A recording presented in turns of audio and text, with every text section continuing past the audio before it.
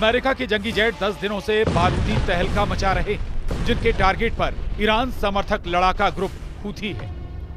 जंगी जेटों का उड़नदस्ता 10 दिनों से यमन के चप्पे चप्पे को दहला रहा है। नॉन स्टॉप बमबारी जारी। हूथी फाइटर्स के अड्डे, हथियार डिपो, मिसाइल हेडक्वार्टर, समुद्री हथियारों के गोदाम जल रहे हैं। बारूद बरसाने का ऑर्डर ट्रंप ने दिया है। युद्ध में जीत इजराइल की होगी, लेकिन हूथी की तबाही से तिलमिलाया ईरान। प्रेसिडेंट ट्रंप ने जब से हूथी लड़ाकों के खिलाफ एयर ऑपरेशन शुरू किया है, यमन में त्राहिमाम मच गया है। खामनेई की रॉकेट फोर्स कही जाने वाली हूथी आर्मी सिर उठाने की जुर्रत नहीं दिखा पा रही है। अमेरिका मारता जा रहा है, बमों से, लॉन्ग रेंज मिसाइलों से। सुपर पावर ने ऐलान किया है कि हूथी के सफाये तक ऑपरेशन ऑन रहेगा। 15 मार्च से शुरू हुए अमेरिकी हमले में मुख्य निशाना जिन शहरों को बनाया गया है, ये सभी हूथी फाइटर्स के गढ़ कहे जाते हैं। यूएस एयर फोर्स ने राजधानी सना, सादा शहर, हुदैदा और मारिब में हवाई हमले अंजाम दिए हैं। ट्रंप के राष्ट्रीय सुरक्षा सलाहकार माइक वॉल्ट्स ने दावा किया है कि अमेरिकी हमले में हूथी के 53 कमांडर मारे जा चुके हैं। अमेरिका ने एयर स्ट्राइक में हूथी की रॉकेट फोर्स के टॉप कमांडर को मार डाला है। ट्रंप ने साफ कर दिया है कि हूथी ग्रुप अब नहीं बचने वाला। लड़ाका ग्रुप पर प्रेसिडेंट इसलिए भड़के हुए हैं क्योंकि उनकी बार बार की वार्निंग को हूथी हल्के में ले रहा था। हूथी फाइटर्स ने हमास के समर्थन में इजराइल पर हमले बंद नहीं किए। हूथी लड़ाकों ने लाल सागर से गुजरने वाले जहाजों को मिसाइल से उड़ाया। हूथी लड़ाके यहीं नहीं रुके। अब्दुल मलिक हूथी की आर्मी ने अमेरिका के फाइटर ड्रोन का शिकार कर सारी लिमिट क्रॉस कर दी। सुपर पावर अब हूथी फाइटर्स से गिन गिन कर हिसाब ले रहा है। अमेरिका ने यह भी सिग्नल दिए हैं कि हूथियों के खिलाफ यूएस एयर फोर्स का सबसे विध्वंसक जंगी लड़ाका भी इस्तेमाल हो सकता है।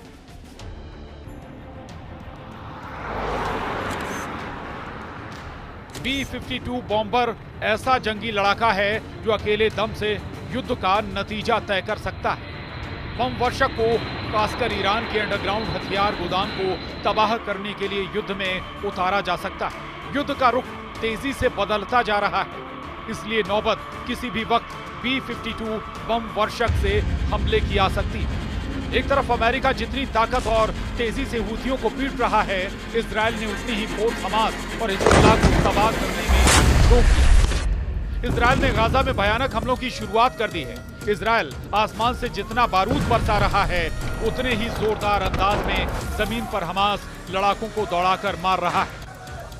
इजराइल का मेन टारगेट हमास की लीडरशिप में बचे चेहरों को चुनकर सफाया करने का है, जिसमें नेतन्याहू आर्मी को अच्छी कामयाबी हासिल हो रही है। इजराइल ने दावा किया है कि हमास कमांडरों ने अस्पतालों और स्कूलों को वॉर हेडक्वार्टर बनाकर गुरिल्ला युद्ध की शुरुआत की है, जिसका मुंहतोड़ जवाब दिया जा रहा है। इजराइल ने खान यूनुस में हवाई हमला कर सबसे बड़े नासिर अस्पताल को खाक में मिला दिया। इजराइल की बमबारी में नासिर अस्पताल की सर्जिकल बिल्डिंग ढह गई। न्यूज एजेंसी शोहाब के मुताबिक इजराइल की एयर स्ट्राइक में हमास के पॉलिटिकल ब्यूरो के इस्माइल बरहोम की मौत हो गई। अस्पताल कंपाउंड में अटैक करने की इजराइल ने जानकारी दी है। बताया है कि हमले में एक नहीं कई कमांडर मारे गए, जिनमें गाजा ब्रिगेड का deputy commander Ahmed Salman Hamas भी था। इसके अलावा सेजैया बटालियन के कमांडर जमील ओमर को भी आईडीएफ ने ढेर करने का ऐलान कर दिया है। दक्षिणी गाजा में हमास के प्लानिंग एंड डेवलपमेंट ऑफिस के हेड साला बर्दाविल को भी मार गिराया गया है। गाजा के स्वास्थ्य मंत्रालय ने दावा किया है कि इजराइल के हमलों में अब तक 50,000 से ज्यादा फिलिस्तीनी मारे जा चुके हैं। गाजा की तर्ज पर इजराइल हिजबुल्लाह के होश उड़ाने वाले हवाई हमले फिर से करने लगा है। ये लेबनान के टायर शहर में नेतन्याहू के बरसाए बमों के बाद की बर्बादी है। युद्ध विराम समझौते के बाद इजराइल ने अब तक की सबसे बड़ी एयर स्ट्राइक कर टायर सिटी को तबाह कर डाला है। इजराइल ने टायर में रिहायशी इमारत और बंदरगाहों पर बमबारी की। नबाती है कि टॉलाइन में भी मिसाइल धमाके किए गए। द येरूशलम पोस्ट के मुताबिक इजराइल ने नया वॉर डॉक्ट्रिन बना लिया है, जिसका मकसद ईरान समर्थक फाइटर ग्रुप का टोटल सफाया है। इजराइल के नए डॉक्ट्रिन में लड़ाका ग्रुप के हमलों को रोकना नहीं बल्कि उन्हें पूरी तरह से कुचल देना मकसद तय हुआ है। यरूशलेम पोस्ट ने अपनी रिपोर्ट में सरकारी सूत्रों के हवाले से दावा किया है कि इजराइल की नई युद्ध नीति किसी भी हमले के जवाब में पूरे ग्रुप का सफाये तक युद्ध चलेगा। इजराइल ने ऐलान किया है कि हिजबुल्लाह के रॉकेट हमले का जवाब नसरल्लाह के उत्तराधिकारी नईम कासिम की मौत से लिया जाएगा। अब तक इजराइल की रणनीति हिजबुल्लाह के हमले का जवाब देने भर तक सीमित थी। हिजबुल्लाह के रॉकेट अटैक के बाद इजराइल हमले करता रहा। भारी तबाही मचाने के बाद इजराइल के हमले रुक जाते थे, मगर अब ऐसा नहीं होगा। नेतन्याहू आर्मी इसलिए लेबनान फ्रंट पर डटी हुई है। इजराइल के लड़ाकू विमान लेबनान में मंडरा रहे हैं, जबकि युद्ध समझौते में तय हुआ था कि फरवरी महीने में ही इजराइल लेबनान से बाहर निकल जाएगा। इजराइल डिफेंस फोर्स ने ऐलान किया है कि ये सैन्य तैनाती अभी कई महीनों तक रहेगी। मतलब ये कि युद्ध विराम के बाद भी इजराइल ने हिजबुल्लाह को चारों तरफ से कुचलना जारी रखा है। अब तक हिजबुल्लाह के जिस लीडर ने सर्वाधिक मंच पर आने की जुर्रत दिखाई वो मारा गया है। इजराइल के आक्रामक रुख ने हिजबुल्लाह और हमास को वॉर प्लान बदलने पर मजबूर कर दिया है।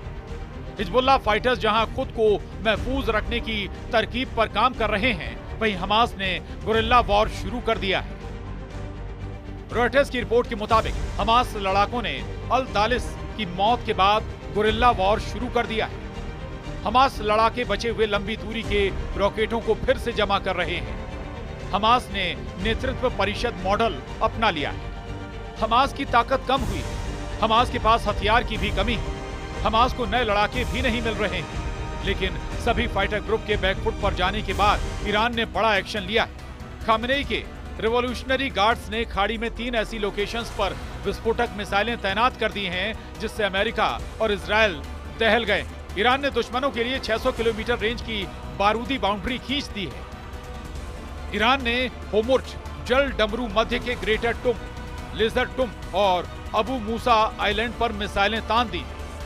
होमुर्ज की खाड़ी में मौजूद तीनों आइलैंड पर ईरान का साल 1971 से कंट्रोल है। दुनिया के लिए सबसे अहम शिपिंग रूट पर ईरान ने मिसाइलों की तैनाती कर मैसेज दिया है कि मिसाइल सिस्टम दुश्मन के ठिकानों, जहाजों और संपत्तियों को निशाना बना सकते हैं। रिवॉल्यूशनरी गार्ड्स कॉर्प्स के कमांडर अली रेजा तांगसिरी ने डायरेक्ट धमकी देकर कहा है कि शिपिंग रूट पर ईरान अभी और ताकत बढ़ाने वाला है।